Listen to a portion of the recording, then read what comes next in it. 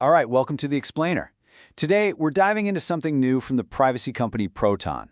They've launched an AI assistant named Lumo. Yeah, it looks like a cat, and it's built on a pretty radical promise, an AI that is physically incapable of spying on you. And this question, it's the big one, right? For anyone using technology today.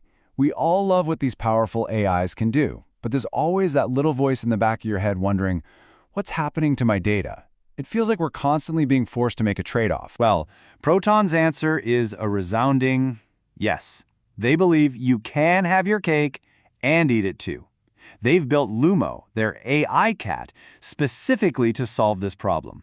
The promise is simple, really. You get to use a powerful AI without ever having to worry about who's reading your chats. So what's the deal with Lumo? What actually makes it different from ChatGPT or even other private options like DuckAI? Well, it all comes down to how it's built, deep in the architecture. The magic ingredient here is something called end-to-end encryption, or E2E. The best way to think about it is like sending a locked box. You have one key, and the AI you're talking to has the only other key. While that box is traveling over the internet, nobody can open it. Not a hacker, not the government, and, this is the crucial part, not even Proton themselves. They built the system, but they literally can't look inside. Okay, so this slide breaks down the two different ways to do private AI. On one side, you have the proxy model, used by tools like DuckDuckGo. It's like having a trusted friend whisper your question to the AI for you, so the AI never knows it was you. It's great, but you still have to trust that friend, in this case, DuckDuckGo. Lumo's model, on the other hand, is what we call trustless. Because of that locked box, you don't have to trust Proton. Their ability to see your data is just gone. Okay, so the theory sounds amazing, right? A truly private AI. But how does it actually hold up in the real world? Let's put it to the test and see how it stacks up against the competition. Let's start with the most basic thing you do. Ask it a simple question. How does it actually feel to use? Speed, quality of the answer. This is where it really counts for most people. And, well, the results are a little underwhelming, if we're being honest. The first thing you'll notice is it's just plain slower than something like DuckAI. The answers it gives are accurate, which is good, but they're very basic. The formatting's clunky, without any of the polish you see in other AI. All right, so maybe the basic chat isn't its strong suit yet. But Lumo has some premium tricks up its sleeve, like being able to search the web for current information. How does that work? Again, it's a great idea in theory, but in practice, it's pretty buggy. If you start a conversation and then try to turn on the web search feature, it just won't work. It might fail completely.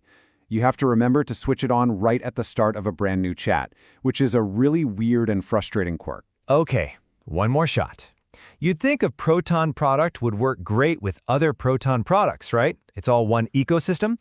So how does Lumo handle files from Proton's own cloud storage, Proton Drive? And this is where things get really strange. You'd assume it would analyze your Proton documents seamlessly, but no. Right now, it can only read PDFs. It can't even read Proton's own document format. Think about that for a second. You have to take a document you made in Proton, export it to a completely different format just so Proton's own AI can read it. It's baffling. Okay, so clearly Lumo is a bit of a mixed bag right now. It has some real performance and usability issues to sort out. But let's step back for a second. Even with these quirks, where does Lumo actually fit into the bigger landscape of AI privacy? Think of it like a spectrum, or maybe a ladder of privacy. At the bottom, you have the big guys, ChatGPT, Gemini, where your data is the product. It's used to train their models. A step up from that is the proxy AI we talked about, a fantastic middle ground. And then you get to step 3. That's where Lumo lives with its trustless, encrypted model. It gets you from, say, 80% privacy to 99% privacy. And then, for the true privacy purists, there's the final frontier, running an AI model totally offline on your own computer. Now, this is where the story takes a really unexpected turn. As interesting as the Lumo tech is, its announcement actually contained a huge piece of news, a real bombshell, that was kind of hidden at the very end. I mean, think about it. Proton and Swiss privacy are basically synonymous, right? The idea of Switzerland as a data haven is their entire brand. So what on earth could be bigger news than launching their very first AI? There it is, right from the horse's mouth. Because of worries about potential new mass surveillance laws, Proton is moving most of its servers out of Switzerland. Wow. For a company built entirely on Swiss privacy laws, that is a massive, massive deal. And guess what? This whole story ties directly back to Lumo. Lumo is the very first Proton product to be hosted outside of Switzerland. It's now running on servers in the EU. This isn't just some technical footnote, it's a huge strategic pivot for the company, all driven by that core commitment to privacy. Okay, so after all that, the groundbreaking tech, the clunky performance, and this huge bombshell about Switzerland, where does that leave us? What's the final take on Lumo today? The trade-off here is just incredibly stark, isn't it? On one hand, you have a genuine technological breakthrough that offers a level of trustless privacy that nobody else can match. But on the other hand, you're dealing with slow performance, buggy features, and a workflow that's frankly just awkward to use right now. And really, it boils down to this. Lumo's biggest challenge isn't its technology, it's the workflow.